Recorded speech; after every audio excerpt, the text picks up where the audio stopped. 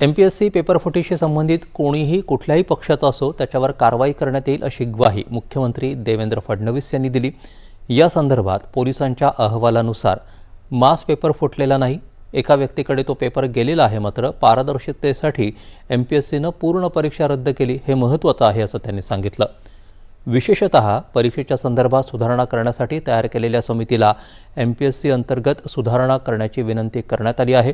या पुढच्या सगळ्या परीक्षा या पारदर्शी पद्धतीने झाल्या पाहिजेत, यासाठी एमपीएससीला शक्य ती मदत राज्य सरकार करणार आहे। परीक्षा पारदर्शी होण्याच्या दृष्टीने व्यवस्था उभी करणार असल्याचं मुख्यमंत्र्यांनी सांगितलं। हे होत असताना काही लोक केवळ याच्यावर जे काही राजकारण करण्याचा प्रयत्न करत आहेत ते देखील योग्य नाही असं ते म्हणाले।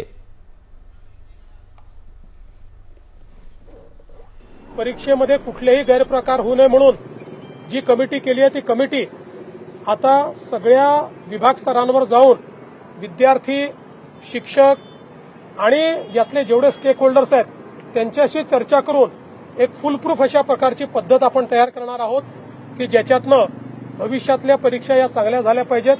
हा आपला निश्चितपणे या ठिकाणी प्रयत्न आहे। पण हे होत असताना काही लोक केवळ याच्यावर जो काही राजकारण करण्याचा प्रयत्न करतायत ते देखील योग्य नाहीये।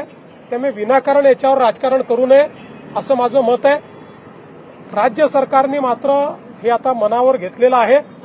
पुढच्या परीक्षा पारदर्शित झाल्या पाहिजेत या दृष्टीनं व्यवस्था आम्ही उभ्या करणार आहोत।